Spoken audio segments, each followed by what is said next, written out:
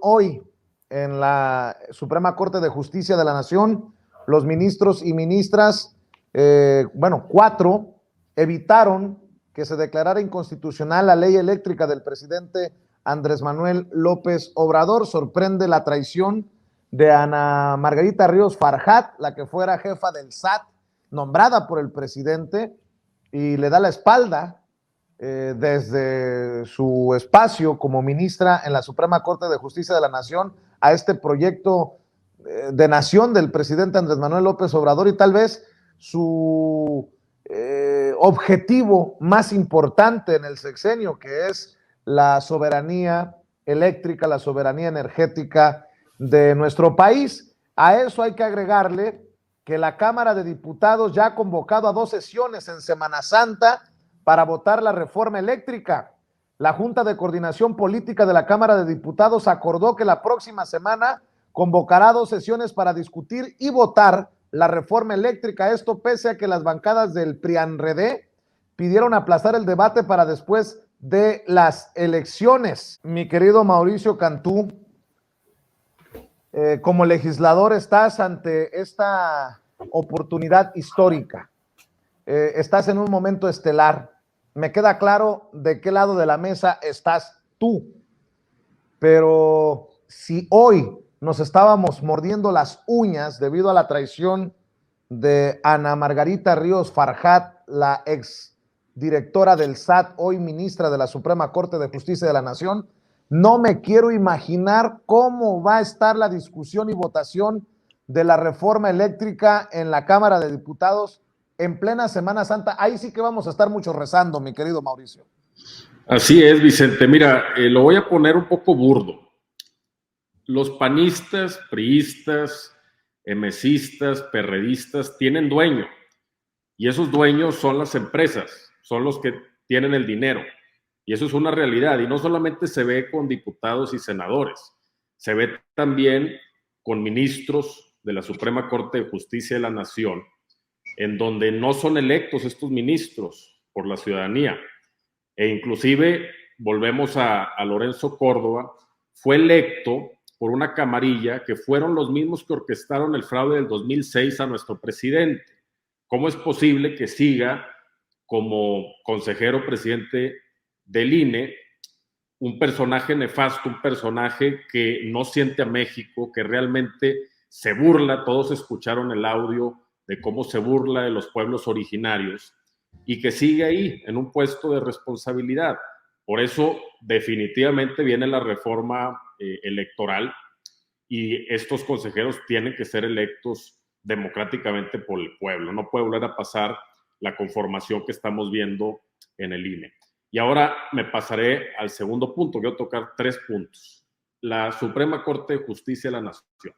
El Senado tiene la facultad de escoger, así le voy a llamar, de acuerdo a la propuesta, la terna que manda el presidente de la República. Y esto sucede muy parecido a los Estados Unidos. Es un sistema constitucional muy parecido. De hecho, justamente acaban de elegir a la primer mujer de tez oscura a la Corte de Estados Unidos. Allá son 9, aquí son 11. Pero quiero apuntar este punto. No son electos democráticamente por el pueblo, y siempre será el nombramiento de acuerdo a el perfil ideológico del que esté en la presidencia.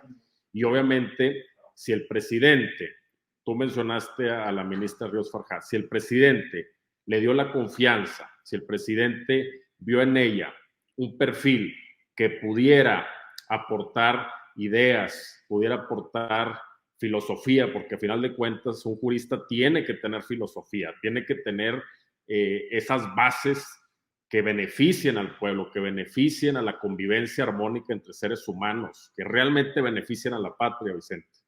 Y cuando le da esta confianza en el 2019 a la ministra Ríos Farjat, y luego se ve lo que sucedió hoy, yo la verdad estoy asombrado, porque he visto criterios que ha emitido la ministra en sus más de 2 años que ya lleva como ministra de la Corte, y han sido criterios progresistas. Y tengo que decir que sí me asombró ver el sentido de su voto, y pues definitivamente lo estoy viendo en las redes las últimas horas. Esto sí es una traición. O sea, a final de cuentas es ir en contra de un proyecto que yo diría que sería el más grande de este sexenio, Vicente. Entonces, estamos hablando de la soberanía energética, estamos hablando de garantizar el derecho humano a la energía de 129 millones de mexicanas y mexicanos. No es cualquier cosa.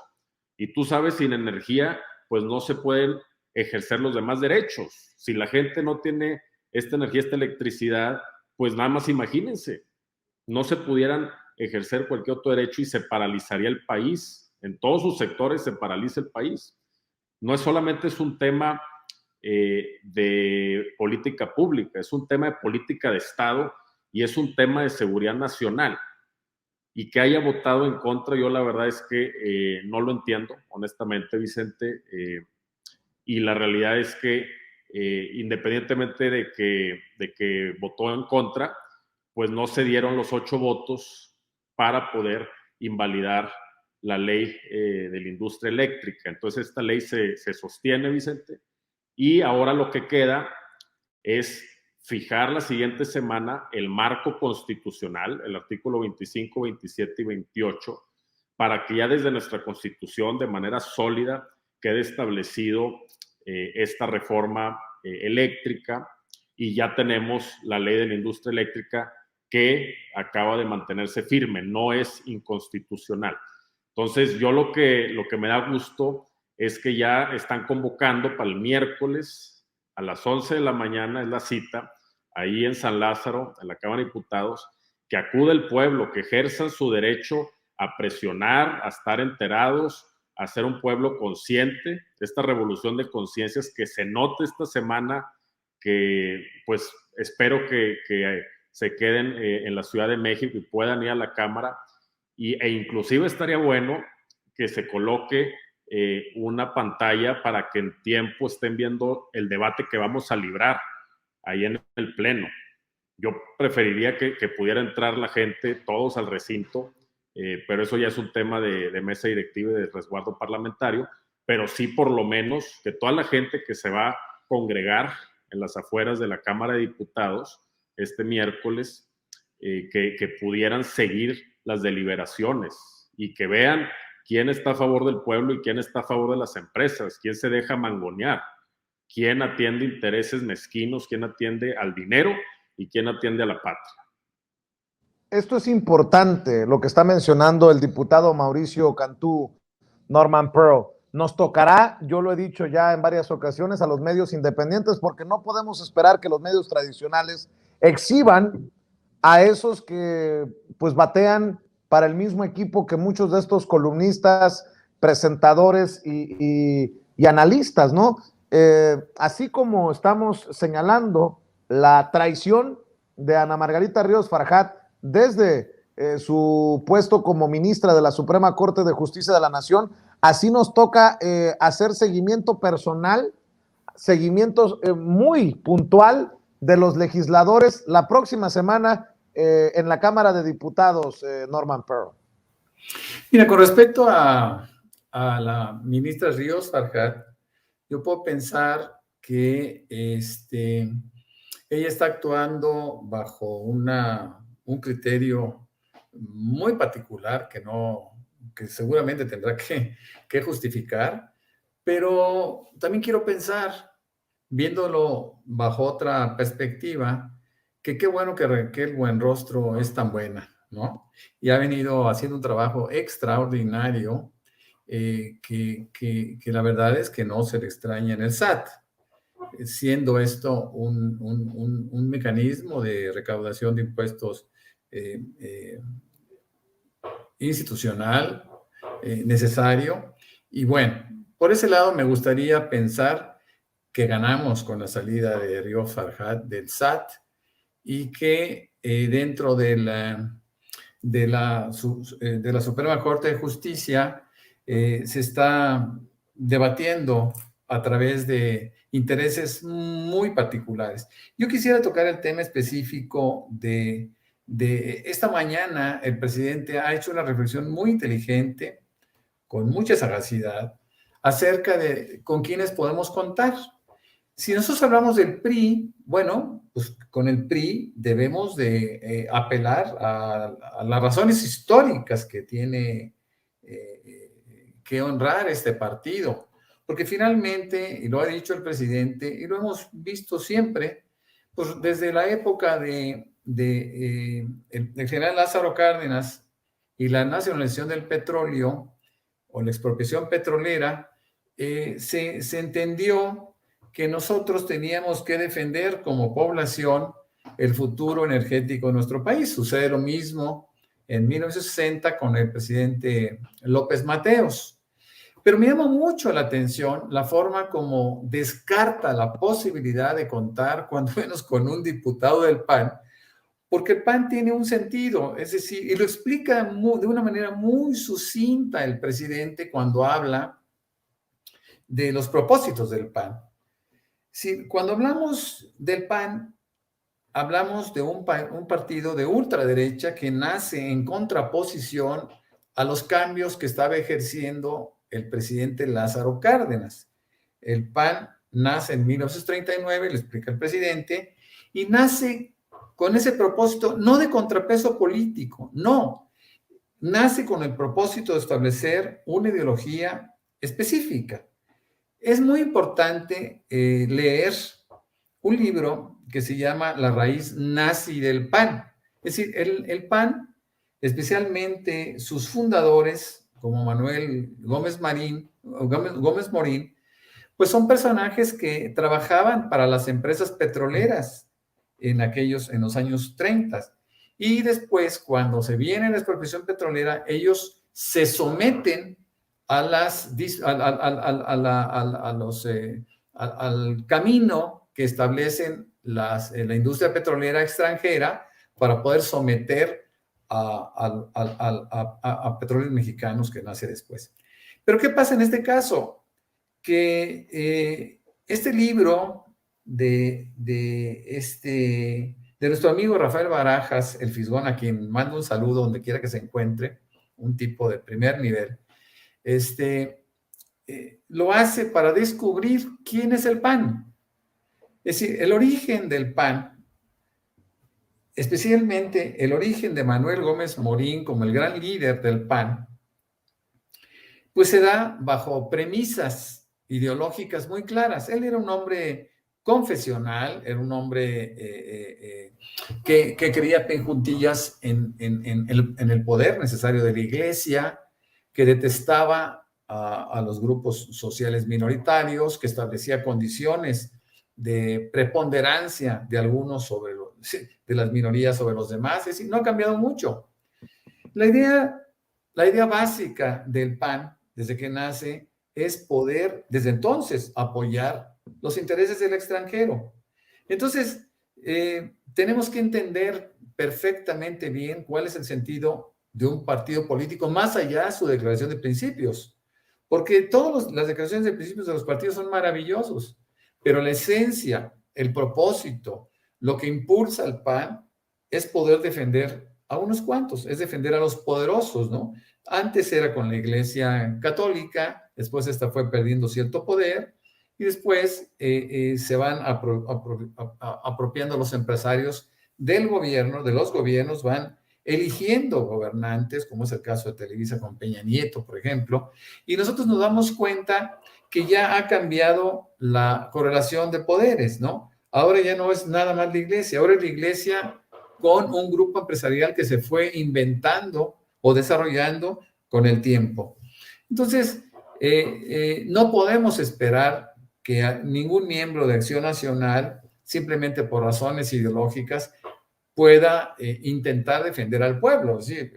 Al PAN no le interesa en lo absoluto el pueblo, ¿no? Por eso a mí me llama tanto la atención que todavía gente, inclusive muchos de ellos, terriblemente humildes, todavía apoyen al PAN y sus propósitos, cuando que el PAN solamente tiene como objetivo único defender sus intereses y defender los intereses creados por el extranjero en nuestro propio país. Es algo que tenemos que estar pensando todos los días, los mexicanos para saber qué opciones tenemos. El presidente ha dicho en muchas ocasiones, pues que no hay tantos caminos, ¿no? Que está el camino de la gente, y específicamente en este caso de la reforma eléctrica. Estamos quienes defendemos que la reforma energética, la reforma a la industria eléctrica, se haga buscando como un principio básico el hecho de que nosotros no nos aumenten las tarifas, de que no nos roben, de que no nos saquen, de que no haya desigualdad, como existen todos los demás órdenes, en las tarifas, ¿no? Prevaleciendo hasta ahora las tarifas bajas en favor de algunos pocos, ¿no? De los más poderosos. Entonces yo creo que tenemos que hacer esa reflexión, hay que pensar, lo que plantea Mauricio me parece excelente. El pueblo, nosotros, todos, tenemos que estar muy pendientes de esta votación, especialmente con los 71 diputados del PRI. Sé perfectamente bien que hay muchos diputados del PRI que van a votar a favor de la reforma eléctrica. Ojalá que el enfrentamiento que vayan a tener con Alito Moreno y compañía sea objetivo, de igual a igual, de tú a tú, y como dijera el presidente, que puedan abrogarse la arrogancia de ser libres, ¿no? Me parece maravilloso eso. Así es, ojalá que veamos mucha rebeldía en estas discusiones y en estas votaciones de la reforma eléctrica en la Cámara de Diputados y después en el Senado, querido Norman. Pero, ¿por qué no cerramos invitando a la gente para que te lea en diferentes espacios y para que te siga en Twitter, Norman? Claro que sí, con mucho gusto. Bueno, a mí me pueden encontrar como Norman F.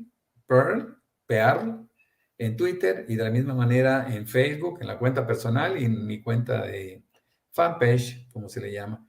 Y también me pueden leer en Manifiesto 21 MX, La Lupa MX y Reporte 32 MX. Ahí con mucho gusto estaré interactuando con quien lo haga.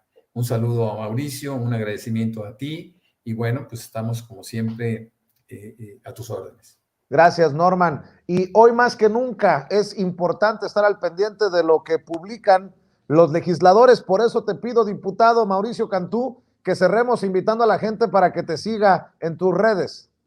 Muchas gracias, Vicente. Me pueden seguir en Cantú Mauricio en Twitter, o en Facebook, Mauricio Cantú González, o en Instagram, Rojo Mauricio. Estoy viendo aquí los comentarios de tus seguidores, Vicente, y quiero dejar claro que el día que se tiene que ejercer la presión es el miércoles 13, porque todavía el martes estará dictaminando la Comisión de Puntos Constitucionales y la Comisión de Energía. Es decir, el día, le podemos llamar el día D, como en 1944, donde va a ser, pues, aventar la artillería pesada, va a ser el miércoles. Obviamente, si quieren ir el martes, mejor. Si pueden los 2 días, martes y miércoles, que pues son días de la Semana Santa, bienvenidos. La verdad es que estaría genial. Pero si tienen que escoger uno de los dos, yo diría que el miércoles.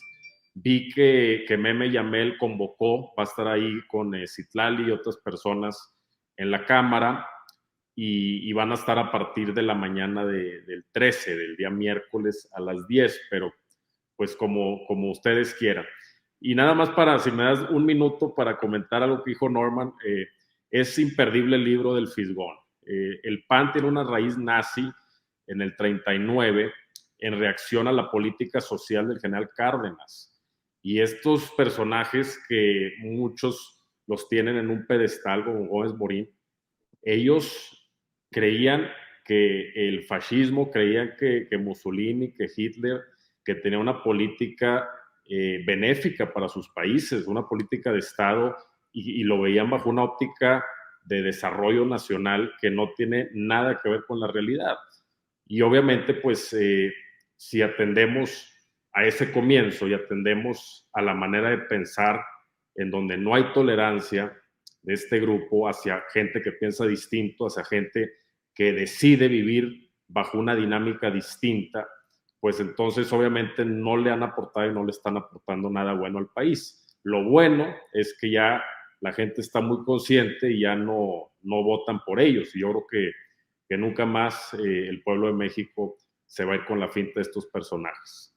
Claro. Pero te agradezco mucho la invitación, Vicente, y aquí estamos puestos y ya la siguiente semana va a ser una gran semana para nuestra patria. Por allá nos vemos. Te mando un abrazo, diputado. Estamos al pendiente. Gracias, Norman. Gracias, Mauricio. Nos vemos muy pronto en otra mesa de diálogo aquí en Sin Censura.